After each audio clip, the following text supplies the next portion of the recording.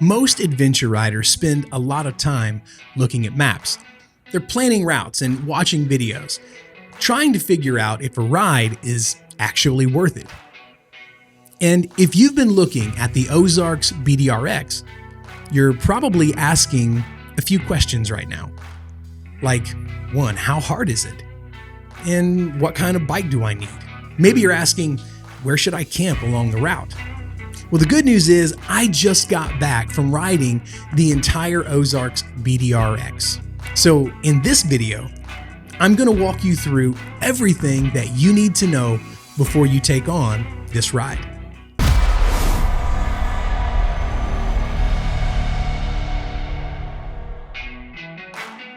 Let's start by talking about what the Ozarks BDRX is. It's located in Northwest Arkansas, and it features 480 miles of adventure riding for every skill level. Now, there are 4 main sections designed to start and end in the town of Jasper, Arkansas, and it should be ran counterclockwise. This route actually features 10 alternate hard sections, and that's the most of any BDR to date.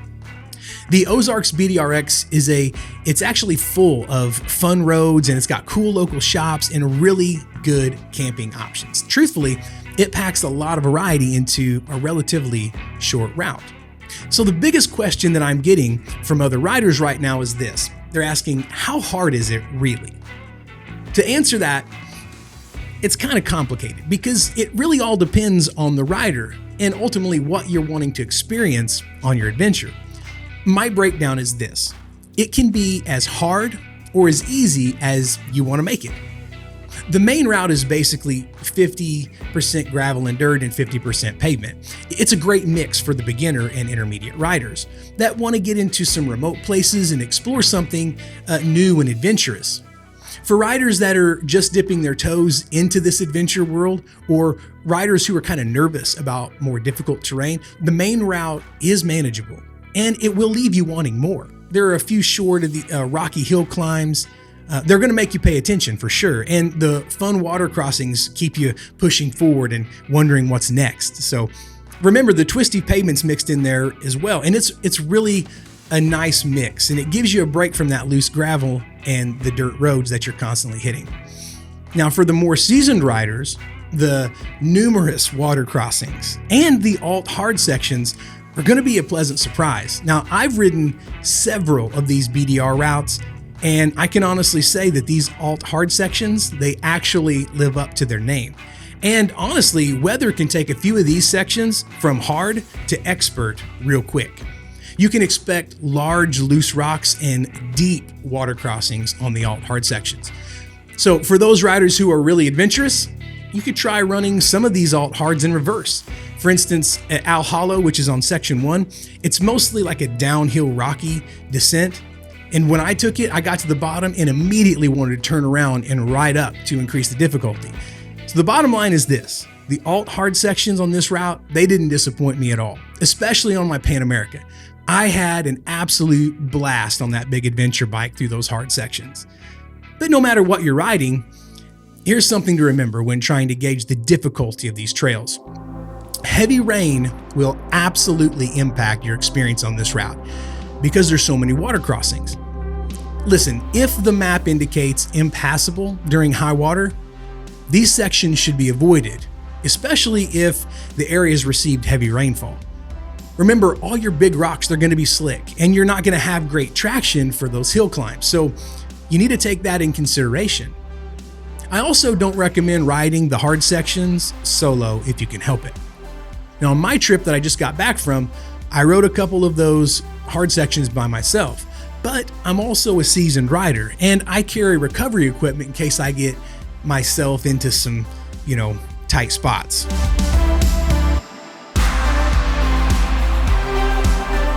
I'm not gonna lie to you. Much of this route is remote. Cell phones don't work most of the time, and there aren't a lot of options for food and fuel on the route.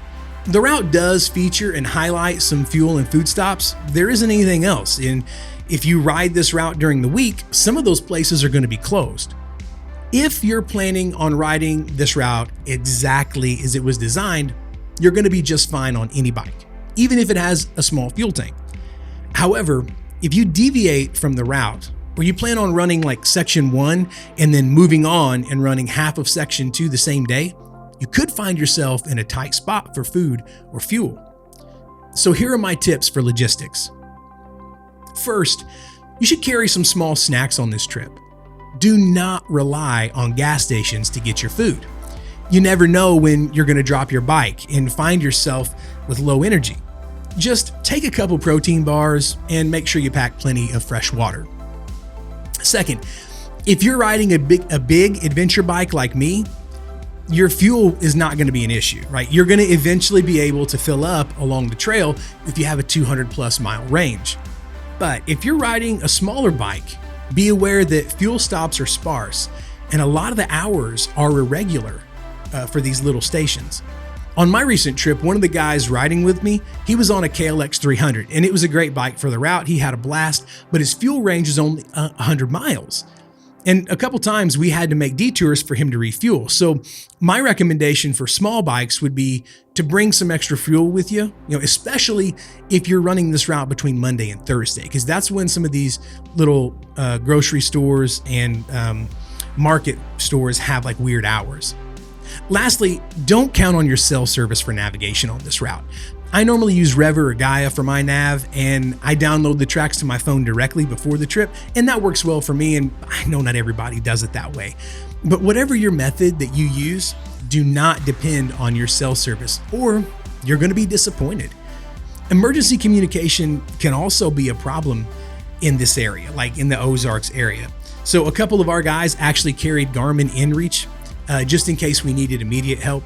Listen, guys, I'm not joking about the cell service. On this trip that we took, for 2 days straight, I didn't have cell service, so don't count on it for your navigation.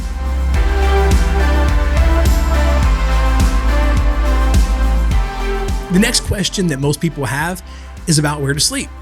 And that all depends on what kind of experience that you want to get out of your trip. So if you're a Moto camper, camping in the St. Francis and Ozark National Forest is incredible. They have a ton of well-maintained campgrounds along the route that feature warm showers, flushable toilets, and if you're looking for more primitive experiences, that's good too. You can find many primitive sites along the route in those national forests.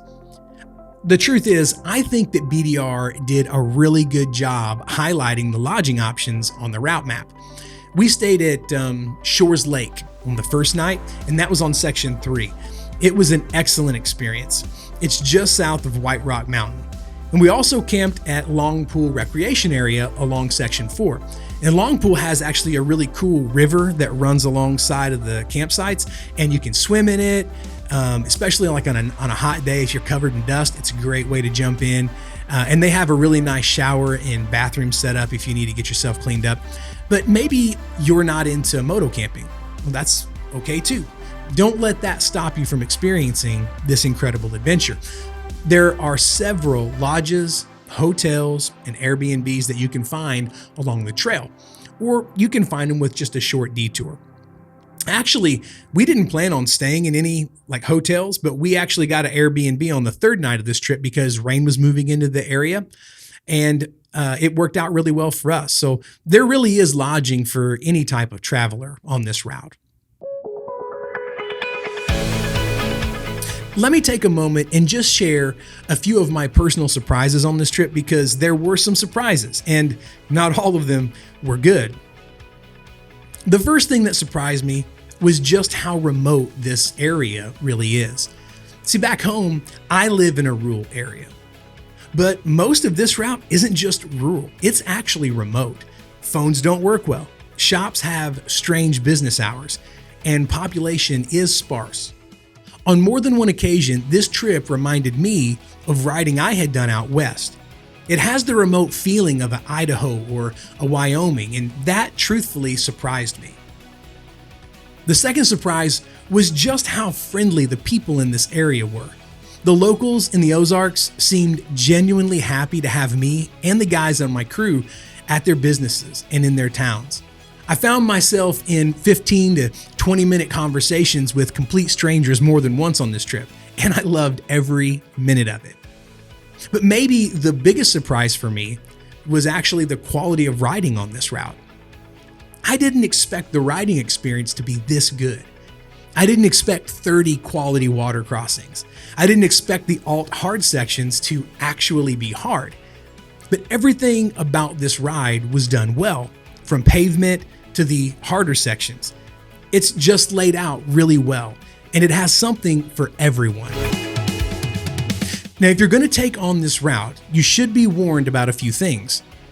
Hopefully, these tips that I'm going to share with you will help you have a better experience and avoid some of the mistakes that I made. Remember, most problems on a route like this, they aren't mechanical. They're planning mistakes, and I made a few. Here's the first. If you're riding with a group, the dust on this route is unavoidable, and it's a real inconvenience.